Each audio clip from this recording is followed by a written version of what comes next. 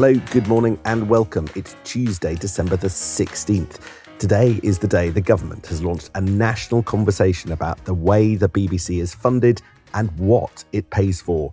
And we've already had the first response winging in overnight, and that's from Donald Trump. My name is Sam Coates of Sky News. Clue. He's not a fan.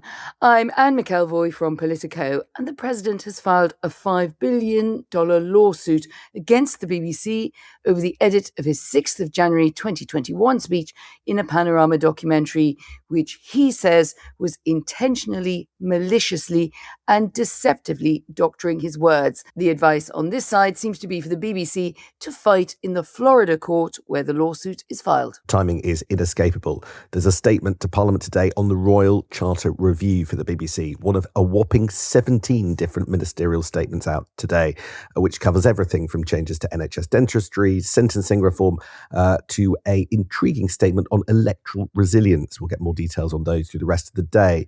But it's Lisa Nandy's statement on BBC Charter Review that I think will take pretty much centre stage. We want to know where she wants the debate to land because she's already told us. In October, she gave interviews saying that she wants the BBC to be funded in future by more of a mixture of the licence fee, commercial funding and some subscription services. The only option off the table is funding through general taxation. So the corporation, whose Director General, Tim Davie, has resigned, but he is in post till next year with no successor on the card so far. It needs to navigate the Trump court case just as the end of the current Royal Charter on its overall funding is in sight, and that will close at the end of 2027. Now, in recent years, other European countries have axed their licence fees, including Germany, which replaced it with a flat broadcast tax everybody pays. But until the Trump case is resolved, Sam, it looks very difficult to have big leaps forward on those negotiations or put forward the best case for the funding of the BBC. I think the aim inside government is to nail down what happens this side of a general election. Will that be possible? Because there's another US assault on UK interests on a second front this morning. This is to do with trade. A couple of British papers following up a New York Times tale from the weekend that the US has suspended implementation of the technology deal, you might remember, announced in such fanfare during the Donald Trump state visit in September. This technology prosperity deal aimed to spur cooperation between the two countries, including in artificial intelligence, quantum computing, nuclear energy. But the US halted cooperation over the deal, with one source saying that the Trump administration was pushing for UK concessions in areas of trade outside of the tech partnership. And a lot of those deals with the Trump administration now look a lot softer, don't they, than the original fanfare suggested. FT reporting US officials frustrated with the UK's lack of willingness to address barriers to trade as they see it, including rules and regulations on food and industrial goods, particularly on agricultural products. But there's no specific commitments outlined there to follow up on. Donald Trump has previously also been critical of digital services taxes imposed on tech companies by trading partners, and that also includes Britain's. There's a bit of friction creeping in there, Sam. Absolutely. It's almost like you can sign a deal with Donald Trump, but then he doesn't quite hold up his end of the bargain. I think there'll be a resonance for that later in this podcast when we discuss Ukraine. But this issue of the digital services tax that you just mentioned, look, we've got UK officials denying that the digital service tax that we want to introduce, which obviously affects US tech companies, is a serious problem in these negotiations. The digital service tax is a red herring, they told the FT. Look, and just looking across the landscape this morning, I have to say, it just feels like there's a lot of Donald Trump getting involved in British politics one way or another this morning. I suppose if the government were to launch an inquiry into foreign interference into our politics, they'd have to put, the American government, the American president, pretty much at the top of the list of people that they'd have to be looking at. Massive influence in so many areas now, also of domestic life as well as the international fraud situation. And that row that we mentioned over technology, digital services has another angle, and I found that out yesterday when I went to the first speech by the new head of MI6, Blaise Metravelli. She took aim effectively at US tech giants expressing concern over the impacts of social media disinformation and distortion. And the framing of that made it sound as if she was just as worried about them as conventional state run threats. She said, "We are being contested from battlefield to boardroom, and even our brains as disinformation manipulates our understanding of each other. Some algorithms," she went on to say, "were as powerful as states." Now, you don't have to read far between the lines there to hear that the new chief of MI6 Foreign Intelligence Service was tilting at outfits like Elon Musk's X and Mark Zuckerberg's Meta and ownership of Facebook as hyper-personalized tools, she said, that could be a new vector for conflict and control. I guess the question, which I think she's, will follow up on perhaps in more private settings in briefings, is, well, what do you want to do about it then? You're an intelligence gathering service, but you can't stop Musk and a Musk and Zuckerberg and a Zuckerberg. So I thought that was quite tantalizing, and we were all interested in, was it just simply a warning to the public, or, what did she think the consequences should be? I do think that rhetoric of algorithms as powerful as states by the new head of MI6 is quite something. I mean, God forbid Donald Trump should ever hear that that's the way that she's talking about what effectively I think of as his companies. It does feel slightly like government isn't that joined up if you've got the business department trying to sue things on the tech front in order to get that deal back on the road with this bombastic language, possibly the most aggressive language outside warnings about Russia, the traditional fare of a head of MI6 over from the new woman next to the Thames. And I don't think anyone would doubt the impact of social media on our political conversation on that. She's right. And I think it's a subject that the government is interested in learning more about. But let's look at where all of that takes us to with the penultimate YouGov Sky Times voting intention poll of the week. And for people that think that things are shifting their way in the mainstream parties, it's bad news. That has Reform back up 1 point to 28 percentage points. That's the second highest of this year. Then a full 10 percentage points behind is Labour on 18, who are down 1. Tied, Anne, are Green and the Conservatives, both on 17, and that's because the Greens are up 2 and Tories down 1. And the Lib Dems are no change on 14. And digging into these figures, there has actually been quite a bit of an uptick in the proportion of Labour voters one-time Labour voters, they voted Labour at last year's general election, heading directly to Reform. Before the summer, that was about 5, 6, 7, 8%. Now it's 13% in this poll. And one other thing leapt out. And I know it's a small sample, so I won't give you the specific figures, but the pattern is clear and echoed by other polls. The Scottish figures have Labour so far behind in third place. There's a big election in Holyrood, again, different electorate next year, but it is not looking good for them north of the border. I have a regular correspondent who listens to this podcast who always says, you don't mention Scotland enough. So there you are. Yeah, it's another field of play and potentially really, really big challenge there for Labour. The Green figure is at a high, and I noticed a scoop in Playbook that Zach Polanski, the new leader there, is letting it be known he could be open to forming a discreet non-aggression pact with Labour in order to freeze Nigel Farage out from Downing Street, cut off that route for Farage. Now, Polanski may well want to replace Labour as the party of the left entirely, but he has told allies he couldn't live with myself if he contributed to Reform's victory, and that stopping Farage is the most important objective. That's absolutely fascinating. I know it caught your eye too, Sam, because it implies quite a lot of tactical things that the Greens would then have to sort of sacrifice if they wanted to go that way in terms of their own trajectory, but it could really shape the route to the next election, couldn't it? Absolutely. I mean, wasn't there an informal pact between the Lib Dems and the Labour Party at the last election, basically ensuring that they didn't train their firepower too much on each other and both focused it on the Tories? These things happen. They don't even have to be that explicit and don't need to involve formal talks. We've got some extra special polling, though, today. And this is polling that I commissioned because I really wanted to know the answer. And I did it exclusively for this podcast. inescapably, if you're in Westminster, the conversation is what Labour MPs, Labour members think about their leadership, spoiler alert, not a lot, and whether or not there might be some kind of coup attempt against Keir Starmer next year, which some people think there will, some people think that there won't, but it's definitely a conversation that's happening. But this entire conversation is happening within the bubble and the framing of the Labour Party, what its members want, what its MPs want.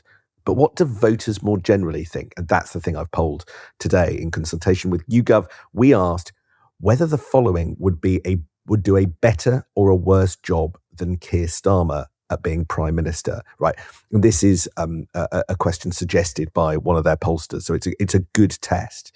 And I have to say, it's actually potentially quite good news for the incumbent Keir Starmer, because the only person we asked about who got a positive rating from the public at large, the public in general, saying he'd be better than Starmer, is Andy Burnham. 29% thought he would be better, 11% thought he'd be worse. That gives him a net score, an overall score of +8.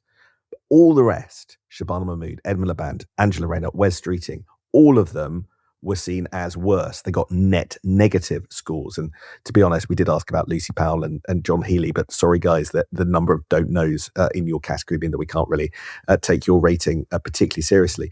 But just to go through, that's Wes Streeting at -5, Shabana Mahmood at -11, Ed Miliband at -16, and Angela Rayner at -23.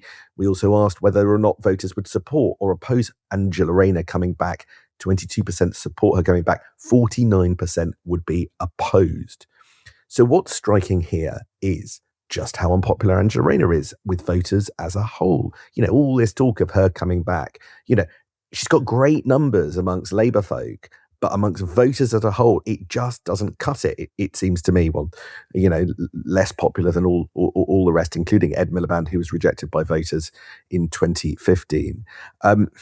Now, Labour voters and voters overall seem to be very different beasts, and that's arguably the problem with the political conversation at the moment. Parties are, by their nature, out of step with voters as a whole. Yes, it's the great Rayner divide, isn't it, between that popularity, even a hankering to have her back on the field of play in Labour, and the public not so much. Also noticeable, really fascinating, that polling there in terms of showing that it's still an unpopularity contest, as much as people in Labour seem to think they're lining up for Britain's Got Talent.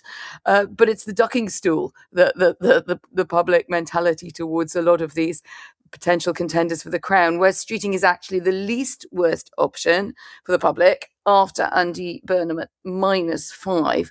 But Streeting really has his hands full in his day job as Health Secretary.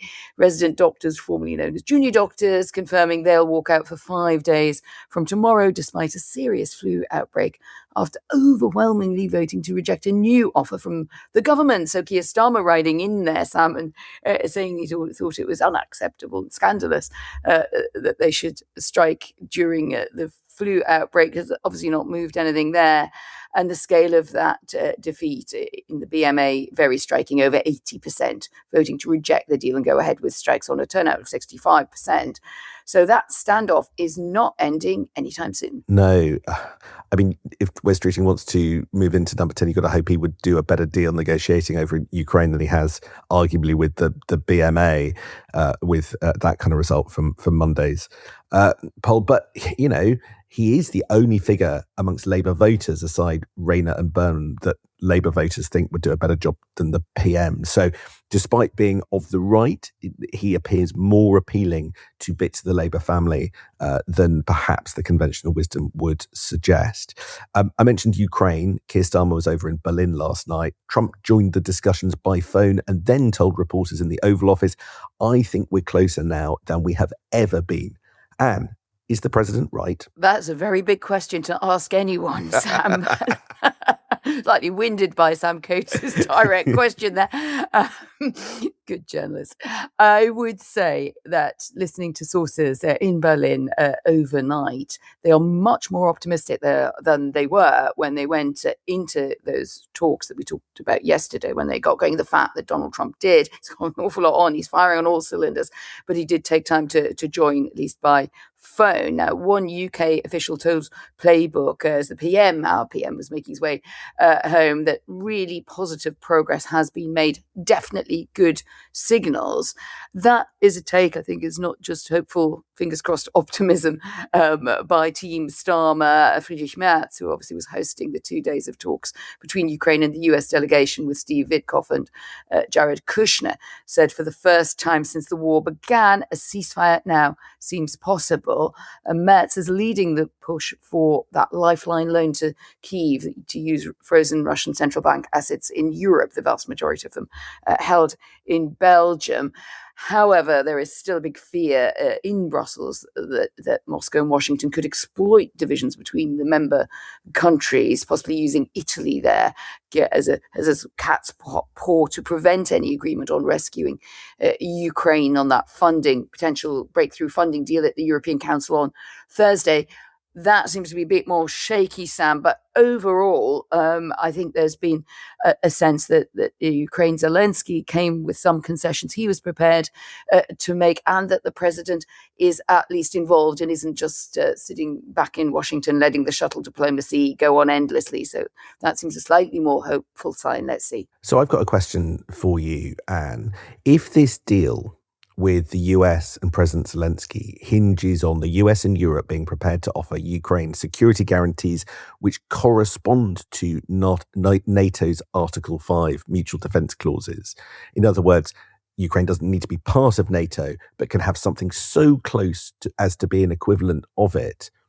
Could that kind of deal ever genuinely be trusted by Ukraine? If there are MAGA figures in perpetuity in the White House, is a deal like that worth the paper it's written on? Well, it's better than no security deal at all, and that is the strategic aim, I think, for the backers of Ukraine, including the UK, are saying, look, if you end up having to do some de facto deal on territory, particularly in the Donbass, but you'll have the Russians sitting there ready to pounce. I don't think anybody is under any illusions that this is not a deal by particularly in good faith by Putin if it gets across the line, Sam. So then you fall back on what's a security guarantee. And if you can't get NATO membership, then something that walks like NATO and quacks like NATO in Article 5 is probably the best that you're going to get. But where you're right is you have to step back. Well, where are the Americans on NATO then? You can imagine after this national security strategy that I was talking about a lot with colleagues in Berlin and other European countries at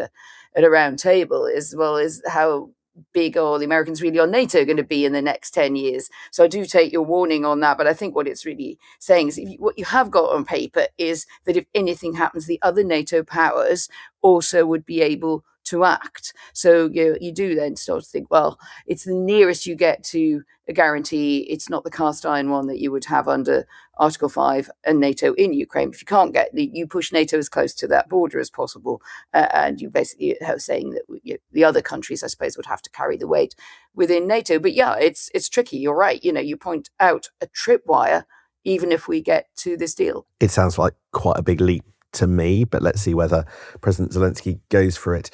Okay, we're almost out of time. I can't stress enough through the course of the day, 17 written ministerial statements. Other ones that I didn't mention earlier include roads infrastructure, changes to international maritime law.